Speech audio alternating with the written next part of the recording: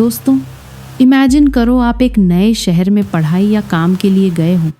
आपकी जेब में पैसे कम हैं और आपको अचानक एक बहुत ही सस्ता और सुंदर बोर्डिंग हाउस मिल जाए।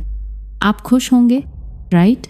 लेकिन हॉरर मूवीज का सबसे पहला रूल यही है, अगर कोई चीज़ too good to be true लगे तो समझ जाओ वहाँ कुछ बहुत गड़बड़ है।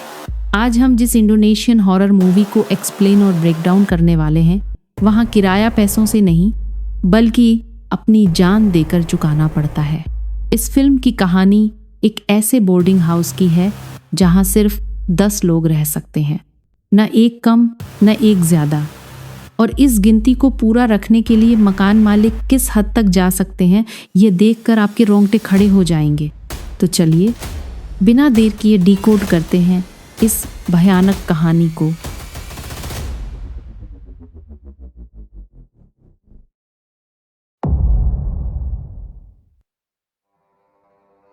मूवी की शुरुआत होती है एक अजीब से माहौल के साथ। हमें इंट्रोड्यूस किया जाता है मिसेज एस्त्री के बोर्डिंग हाउस से। देखने में यह जगह काफ़ी शांत लगती है, लेकिन राइटर ने यहाँ शुरू से ही एक साइकोलॉजिकल डर पैदा करने की कोशिश की है। हमारे मेन कैरेक्टर्स हैं मिन, उसका दोस्त बॉबी और बाद में आने वाली लीना और उसका भाई बहन। शुरुआत में ही हमें एक अजीब सीन देखने को मिलता है। मिन जब अपने दोस्त बॉबी के कमरे में जाता है तो बॉबी बुरी तरह डरा हुआ था। बॉबी एक बात कहता है जो नोट करने वाली है। उसे लगता है कि कोई उसे लगातार देख रहा है, कोई अनसीन सर्विलांस। अक्सर हॉरर मूवीज़ में डराने के लिए म्यूज़िक का इस्तेमाल होता है, लेकिन यहाँ डायरेक्टर ने साइलेंस, खामोशी का इस्तेमाल किया है। जब बॉबी कहता है कि उसे गार्डन में अजीब चीज़ें दिख रही हैं, तो यह सिर्फ उसका वहम नहीं था। उस रात जब बॉबी गार्डन में गड्ढा खोद रहा होता है तो उसे वहाँ एक लाश मिलती है जो किसी और की नहीं बल्कि उसकी खुद की थी।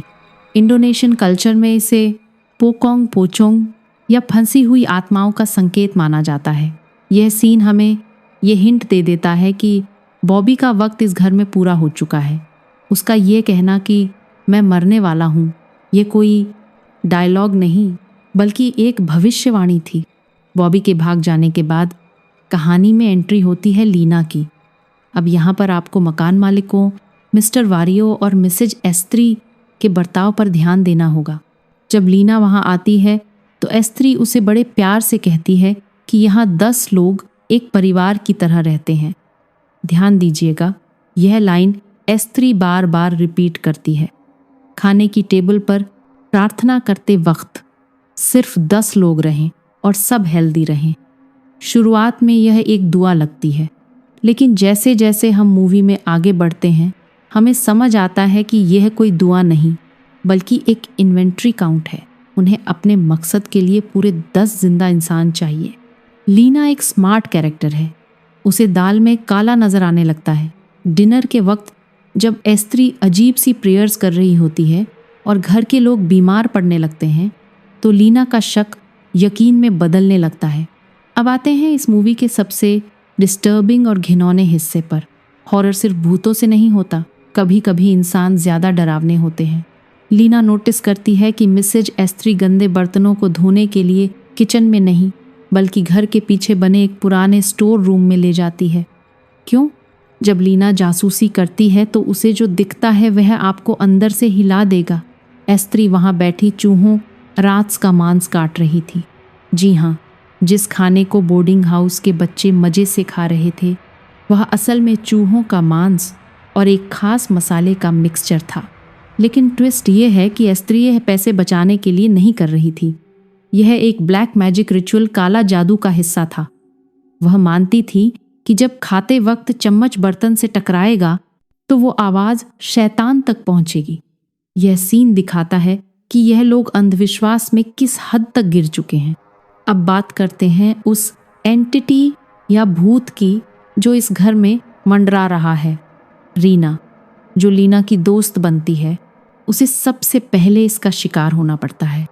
बाथरूम का वो सीन जहां पर्दा अपने आप हिलता है, ये क्लासिक हॉरर है। लेकिन जब रीना स्टोर रूम में जाती है तो हमें उस राक्षस की पहली झलक मिलती है। एक कफन में लिपटी हुई रूह जिसकी लंबी और घिनौनी जीभ है। यह कोई साधारण भूत नहीं बल्कि इंडोनेशियन माइथोलॉजी का वनस्पति या उससे जुड़ा कोई डीमन है। रीना की मौत को हार्ट अटैक बता दिया जाता है। वारियो और एस्त्री का रिएक्शन देखिए। उन्हें रीना के मरने का दुख नहीं है, उन्हें दुख इस बात का है कि अब गिनती कम हो गई, 10 में से 1 कम हो गया, अब उन्हें नया शिकार चाहिए। जैसे जैसे कहानी क्लाइमेक्स की तरफ बढ़ती है, एक बहुत बड़ा राज खुलता है।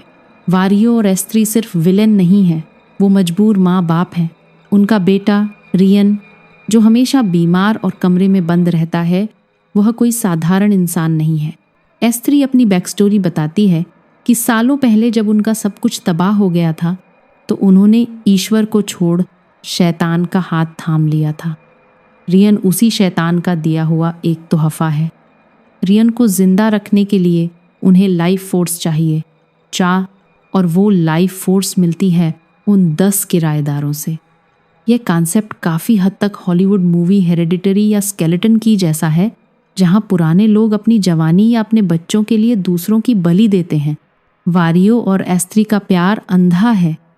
वारियो अपनी पत्नी को रोकने की कोशिश करता है, लेकिन एस्त्री पूरी तरह से उस काले जादू के वश में है। अंत में वारियो को भी उसी शैतान का शिकार बनना पड़ता है जिसकी उसने पूजा की थी। यह एक पोएटिक जस्टिस है। बुराई अंत में अपने बनाने वाले को ही खा जाती है। फिल्म का आखिरी हिस्सा बहुत ही तेज है। लीना, बेन और मिन को एस्त्री पकड़ लेती है। एस्त्री अब पागलपन की सारी हदें पार कर चुकी है। वह बताती है कि बॉबी को भी उसने ही मरवाया था क्योंकि वह भाग गया था। बेसमेंट का सीन रोंगटे खड़े करने वाला है। एस्त्री मिन की बलि देने ही वाली थी कि बेन और लीना वहां पहुंच जाते हैं। यहाँ एक ज़बरदस्त लड़ाई होती है, लेकिन असली ट्विस्ट तब आता है जब रियन, जिसके लिए यह सब कुछ किया जा रहा था, वह बीच में आता है।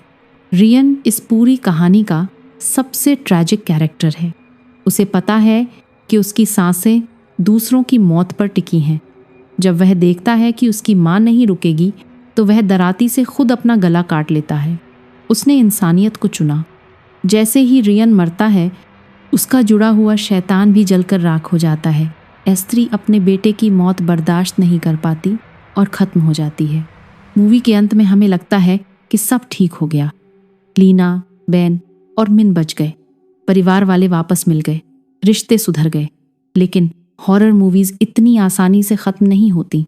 आखिरी शॉट में कैमरा फिर से बोर्डिंग हाउस की तरफ जाता है। वहाँ हमें अभी भी वो काला साया लटकता हुआ दिखाई देता है।